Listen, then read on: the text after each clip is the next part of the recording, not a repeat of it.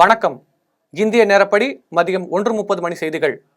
முதலில் ஜெம் தலைப்புச் செய்திகளை காணலாம். விக்கிரவாண்டி சட்டமன்ற உறுப்பினர் அன்னியூர் சிவா பதவி பிரமாணம் செய்து வைத்தார் சபாநாயகர் அப்பாவு.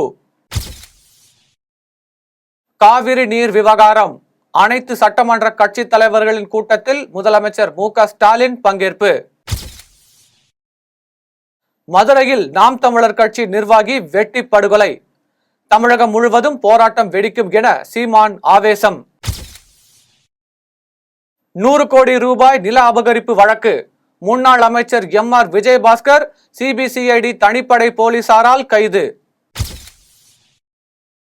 பொதுமக்களுக்கு முதலமைச்சர் மு.க.ஸ்டாலின் தொடர்ந்து ஷாக் கொடுத்து வருகிறார். பாஜக மாநில தலைவர் அண்ணாமலை விமர்சனம். கனமழை காரணமாக குற்றாலம் அருவிகளில் 3வது நாளாக வெள்ளப்பெருக்கு. சுற்றுலா பயணிகள் குளிக்க தடை. தமிழகத்தில் 18 மாவட்டங்களில் மழைக்கு வாய்ப்பு. சென்னை வானிலை ஆய்வு மையம் தகவல். இனி விரிவான செய்திகளை காணலாம். விக்கிரவாண்டி சட்டமன்ற உறுப்பினர் அன்னியூர் சிவாவுக்கு சபாநாயகர் அப்பாவு பதவி பிரமாணம் செய்து வைத்தார். விக்கிரவாண்டி தொகுதி இடைத்தேர்தலில் திமுகவை சேர்ந்த அன்னியூர் சிவா மொத்தம் 1,24,053 வாக்குகளை பெற்று அமோக வெற்றி பெற்றார். இந்நிலையில் மாவட்ட தேர்தல் அலுவலரான கலெக்டர் பழனி, தேர்தல் பொது பார்வையாளர் அமித்சிங் பன்சால் ஆகியோர் முன்னிலையில் விக்கிரவாண்டி தொகுதி தேர்தல் நடத்தும் அலுவலர் சந்திரசேகர் வெற்றி சான்றிதழை அன்னியூர் சிவாவுக்கு வழங்கினார். அப்போது அமைச்சர் பொன்முடி, ஜெகத் ரட்சகன் எம்பி மற்றும் திமுக நிர்வாகிகள் உடன் இருந்தனர். இதையடுத்து திமுக தலைவரும் முதலமைச்சருமான மு.க.ஸ்டாலினை சந்தித்து அன்னியூர் சிவா வாழ்த்து பெற்றார். இந்நிலையில் விக்கிரவாண்டி சட்டமன்ற உறுப்பினராக அன்னியூர் சிவா இன்று பொறுப்பேற்றுள்ளார்.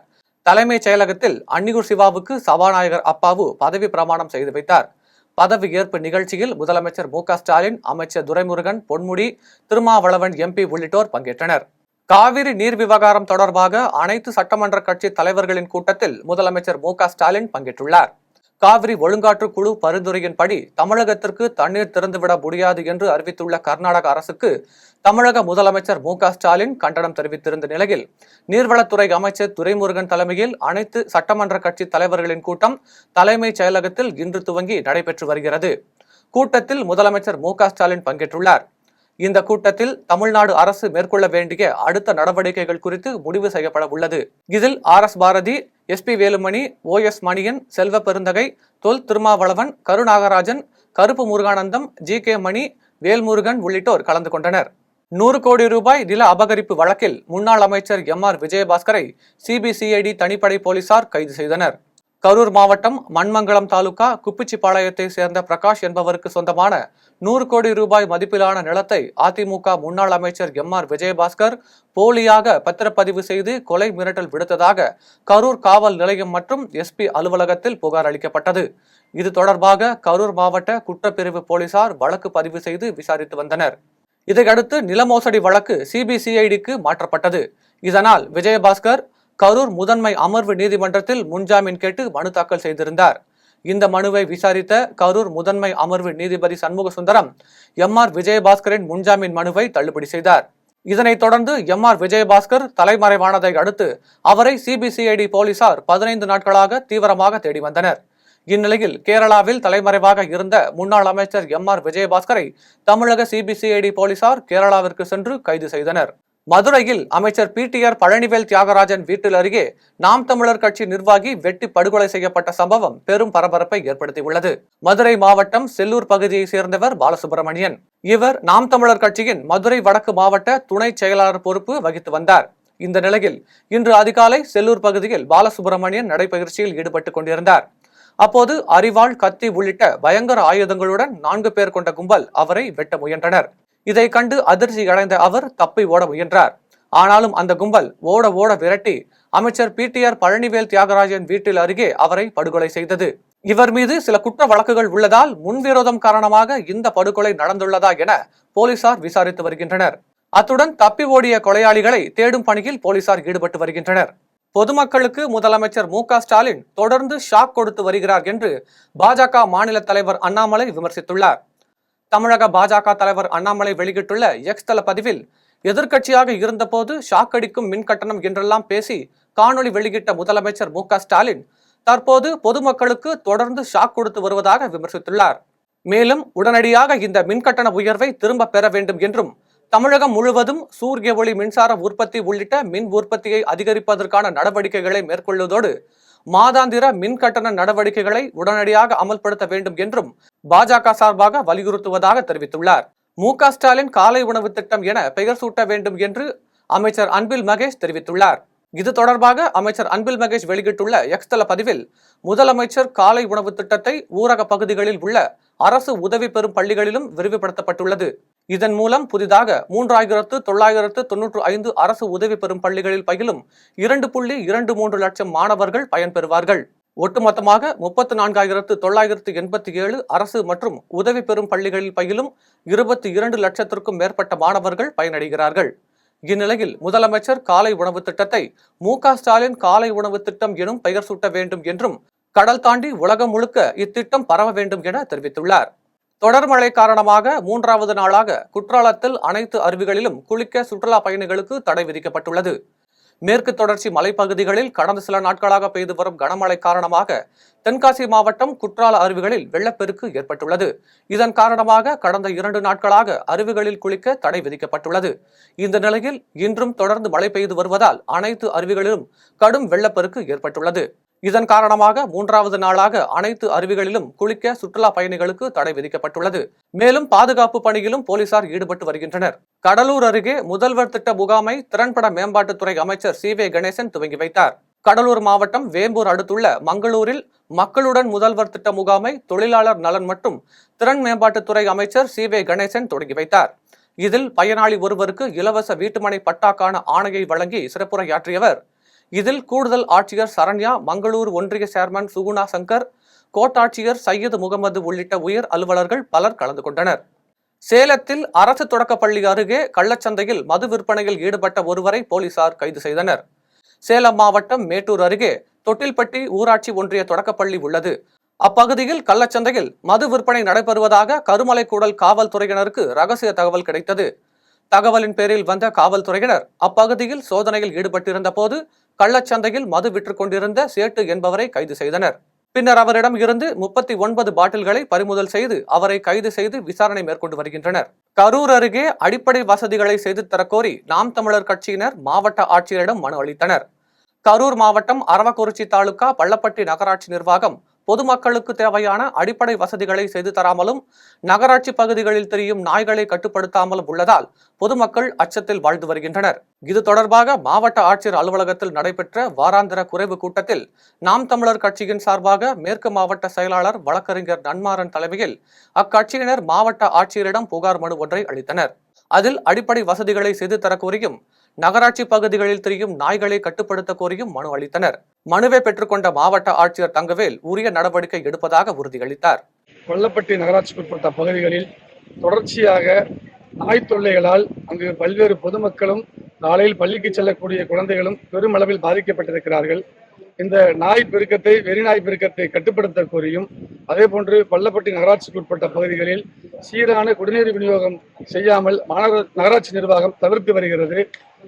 வரி கட்டியவர்களுக்கு கூட குடிநீரை கொடுக்க முடியாது என்று நகராட்சி அதிகாரிகள் மறுத்து வருகிறார்கள். அவர்கள் மீது நடவடிக்கை எடுத்து உடனடியாக குடிநீர் விநியோகத்தை செயல்படுத்த வேண்டும் என்றும், பள்ளப்பட்டி நகராட்சிக்குட்பட்ட பல்வேறு பகுதிகளில் மின்கம்பங்கள் பழுதடைந்து அதனால் பொதுமக்கள் உயிருக்கு ஆபத்து விளைவிக்கக்கூடிய சூழ்நிலை உள்ளது.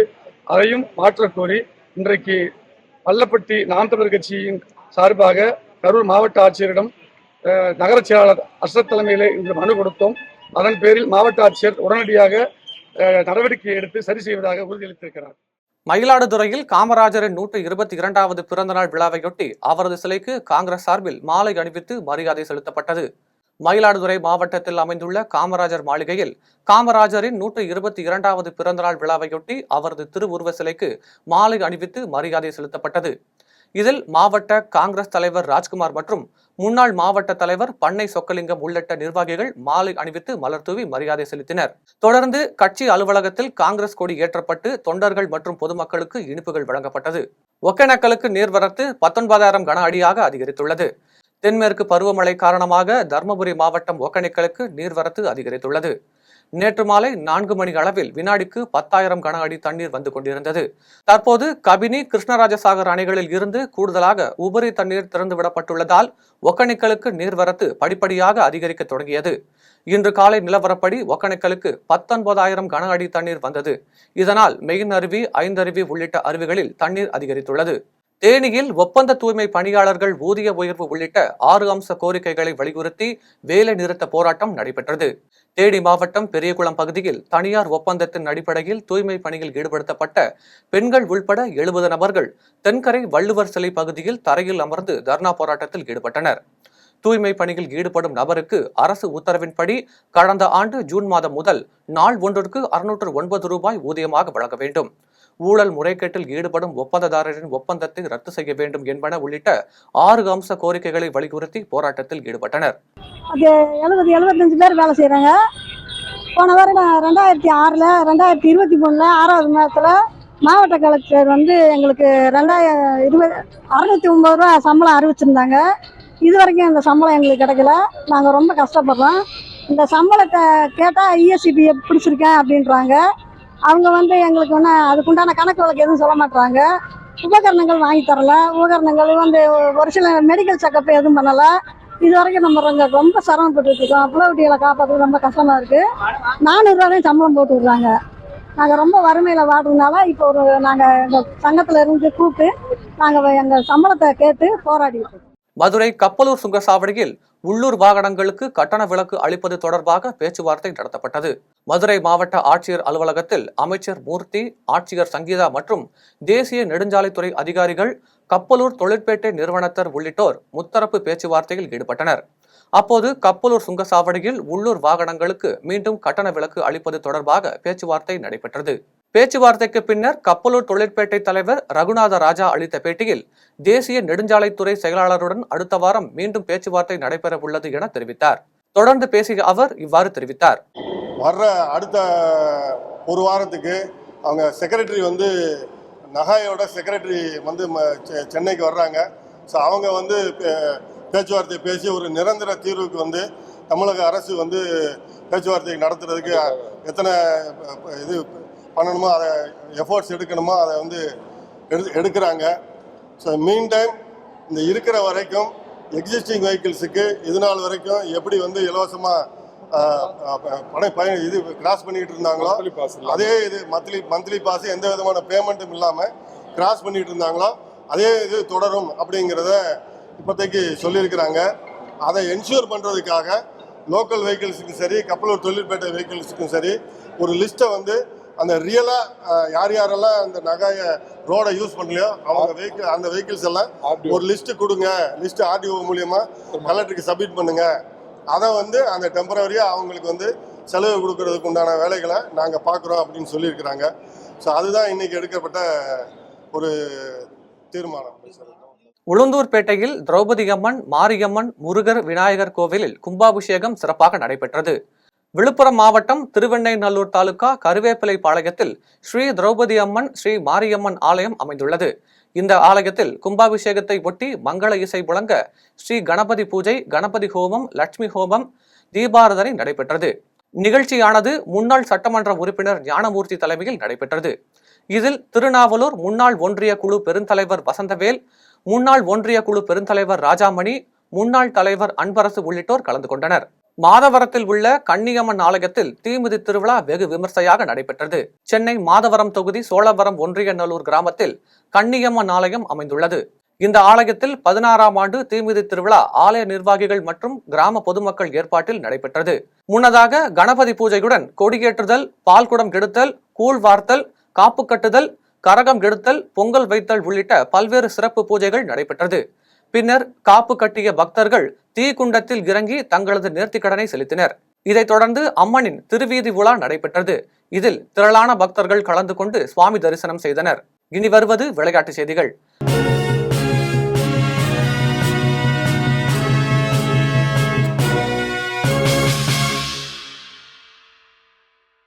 TNPL கிரிக்கெட் போட்டியில் திருச்சி, கோவை அணிகள் இன்று மோதுகின்றன. 8 அணிகள் பங்கேற்றுள்ள 8வது Tamil Nadu premier league T20 cricket போட்டி சேலத்தை அடுத்த வாழப்பாடியில் உள்ள சேலம் கிரிக்கெட் ஃபவுண்டேஷன் ஸ்டேடியத்தில் கடந்த 5ஆம் தேதி தொடங்கியது. இதில் பங்கேற்றுள்ள 8 அணிகளும் தங்களுக்குள் தலா ஒரு முறை மோத வேண்டும். லீக் சுற்று முடிவில் முதல் 4 இடங்களை பிடிக்கும் அணிகள் இறுதிப் போட்டிக்கு முந்தைய பிளே ஆஃப் சுற்றுக்கு தகுதி பெறும். சேலம் கிரிக்கெட் ஃபவுண்டேஷன் ஸ்டேடியத்தில் நடைபெற்ற முதல் 9 ஆட்டங்கள் கடந்த 11ஆம் தேதி நிறைவடைந்ததை அடுத்து 2வது கட்ட லீக் ஆட்டங்கள் கோவையில் உள்ள ஸ்ரீ ராமகிருஷ்ணா கலை மற்றும் அறிவியல் கல்லூரி மைதானத்தில் நடைபெற்று வருகின்றன. இந்நிலையில் இந்த தொடரின் இன்றைய ஆட்டத்தில் திருச்சி, கோவை அணிகள் மோதுகின்றன. இந்த ஆட்டமானது இரவு 7:15 மணிக்கு தொடங்குகிறது. இனி வருவது வானிலை செய்திகள்.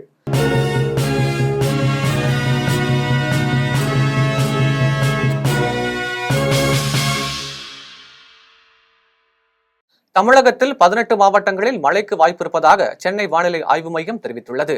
மேற்கு திசை காற்றின் வேக மாறுபாடு காரணமாக தமிழகத்தில் ஓரிரு இடங்களிலும் புதுவை மற்றும் காரைக்கால் பகுதிகளில் லேசானது முதல் மிதமான மழை பெய்து வருகிறது. இந்த நிலையில் தமிழகத்தின் 28 மாவட்டங்களில் மழைக்கு வாய்ப்பு இருப்பதாக சென்னை வானிலை ஆய்வு மையம் தெரிவித்துள்ளது.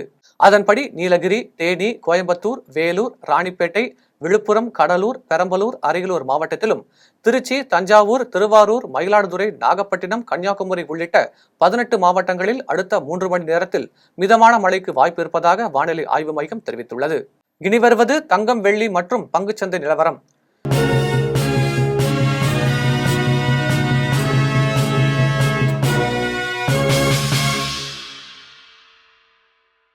சென்னையில் இன்று ஆபரண தங்கத்தின் விலை 54,640 ரூபாய்க்கு விற்பனை செய்யப்படுகிறது. சென்னையில் இன்று ஆபரண தங்கத்தின் விலை 45 ரூபாய் அதிகரித்து 6,830 ரூபாய்க்கு விற்பனை செய்யப்படுகிறது. மேலும் ஒரு சவரனுக்கு 360 ரூபாய் அதிகரித்து 54,640 ரூபாய்க்கு விற்பனை செய்யப்படுகிறது. 24 கேரட் தூய தங்கம் ஒரு சவரன் 59,608 ரூபாய்க்கு விற்பனை செய்யப்படுகிறது. மேலும் 1 கிராம் வெள்ளி 99 ரூபாய் 50 காசுகளுக்கும் 1 கிலோ வெள்ளி 99,500 ரூபாய்க்கும் விற்பனை செய்யப்படுகிறது. மும்பை பங்குச்சந்தை இன்று உயர்வுடன் காணப்படுகிறது. மும்பை பங்குச்சந்தை குறியீட்டு எண் சென்செக்ஸ் 210 புள்ளிகள் அதிகரித்து 80,875 புள்ளிகளில் வணிகமாகிறது. தேசிய பங்குச்சந்தை குறியீட்டு எண் நிப்டி 64 புள்ளிகள் அதிகரித்து 24,651 புள்ளிகளில் வணிகமாகிறது. மீண்டும் ஜெம் தலைப்புச் செய்திகள். விக்கிரவாண்டி சட்டமன்ற உறுப்பினர் அன்னியூர் சிவா பதவி பிரமாணம் செய்து வைத்தார் சபாநாயகர் அப்பாவு. காவிரி நீர் விவகாரம் அனைத்து சட்டமன்ற கட்சி தலைவர்களின் கூட்டத்தில் முதலமைச்சர் மு.க. ஸ்டாலின் பங்கேற்பு. மதுரையில் நாம் தமிழர் கட்சி நிர்வாகி வெட்டி படுகொலை. தமிழகம் முழுவதும் போராட்டம் வெடிக்கும் என சீமான் ஆவேசம். 100 கோடி ரூபாய் நில அபகரிப்பு வழக்கு முன்னாள் அமைச்சர் எம்.ஆர். விஜயபாஸ்கர் சிபிசிஐடி தனிப்படை போலீசாரால் கைது. பொதுமக்களுக்கு முதலமைச்சர் மு.க. ஸ்டாலின் தொடர்ந்து ஷாக் கொடுத்து வருகிறார். பாஜக மாநில தலைவர் அண்ணாமலை விமர்சனம். கனமழை காரணமாக குற்றாலம் அருவிகளில் 3வது நாளாக வெள்ளப்பெருக்கு. சுற்றுலா பயணிகள் குளிக்க தடை. தமிழகத்தில் 18 மாவட்டங்களில் மழைக்கு வாய்ப்பு. சென்னை வானிலை ஆய்வு மையம் தகவல். இத்துடன் ஜெம் செய்திகள் நிறைவடைகின்றன. மீண்டும் ஜெம் செய்திகள் இரவு 8:30 மணிக்கு. உடனுக்குடன் செய்திகளை காண GemLive.tv என்ற இணையதளத்தில் இணைந்திருங்கள். நன்றி, வணக்கம்.